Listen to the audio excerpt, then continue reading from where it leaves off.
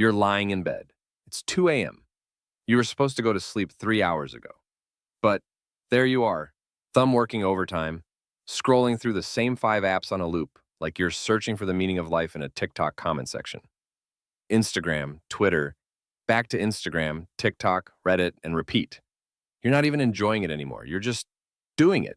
Your brain's turned into a slot machine that never pays out, but you keep pulling the lever anyway. Wild, right? And the worst part? You know you're doing it. You're fully aware. It's not like you're in some trance. You're conscious enough to feel guilty about it, conscious enough to whisper just one more scroll to yourself like some kind of deranged mantra, but not conscious enough to actually stop. You've become a human hamster wheel, except the wheel is your phone screen, and the hamster is all your last remaining brain cell screaming for mercy. Here's where it gets wild. Doom scrolling isn't just mindless behavior. It's your brain genuinely convinced it's doing something productive. Psychologists call it variable ratio reinforcement schedule. Sounds fancy, but it's basically the same psychological trick casinos use on gambling addicts. Sometimes you scroll and find something funny. Sometimes you find something interesting. Sometimes you find absolutely nothing. But your brain doesn't know when the next dopamine hit is coming, so it keeps searching. You've turned yourself into a lab rat pressing a button for cheese, except the cheese is a mediocre meme and you're not even hungry. The thing is, we're not just scrolling for entertainment. Research from the American Psychological Association found that people doom scroll more when they're anxious or stressed. So you're stressed about work, your brain's like, hey, let's fix this by watching strangers argue about pineapple on pizza at 1 a.m.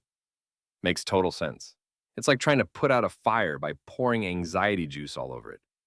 Your brain thinks it's gathering information to feel more in control, but really, you're just marinating in other people's problems while your own pile up like dirty laundry. And can we talk about the physical comedy of it all? You're holding your phone above your face, arms getting tired, and suddenly you drop it directly onto your nose. Pain, you deserve that. The universe is literally telling you to stop. But do you stop? No. You pick it up and keep scrolling with a sore nose like some kind of committed masochist. You've got that trademark phone scroller posture now, hunched over like Gollum with his precious neck bent at an angle that would make chiropractors weep.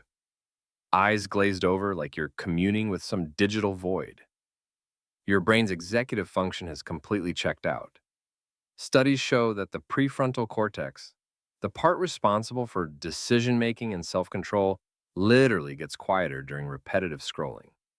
It's like your brain's bouncer went on break. Now the impulsive toddler part of your mind is running the whole show. Keep scrolling, it screams. Maybe the next post will fix your life. Spoiler alert, it won't. That video of a cat falling off a counter isn't going to solve your existential dread. But your brain's too busy chasing that tiny dopamine drip to care. And let's be real about what you're actually scrolling through. You're not even looking at stuff you like anymore. You're hate watching. You're reading takes from people you've never met and getting mad about opinions that have zero impact on your life. You're watching someone's vacation photos and somehow turning it into a personal attack on your life choices. Oh, cool. Sarah's in Bali again. Meanwhile, I can't even commit to going to the gym. Thanks, brain. Really needed that comparison at 2:30 a.m. So how do you actually stop? First, you got to outsmart your own brain, which is embarrassing but necessary. Set actual app timers, not the ones you'll ignore, the ones that lock you out. Delete apps off your home screen. Make it inconvenient. Put your phone across the room at night. Your future self will hate you at 2 a.m., but your morning self will be grateful you're not awake looking like a sleep-deprived zombie who spent 6 hours learning nothing from the internet. Replace the habit with literally anything else. Read an actual book, the paper kind, revolutionary concept, or just stare at the ceiling. Honestly, staring at darkness is more productive than scrolling through the same content loop. At least your brain might actually process your day instead of filling every quiet moment with digital noise. The truth is, doom scrolling is your brain running away from itself.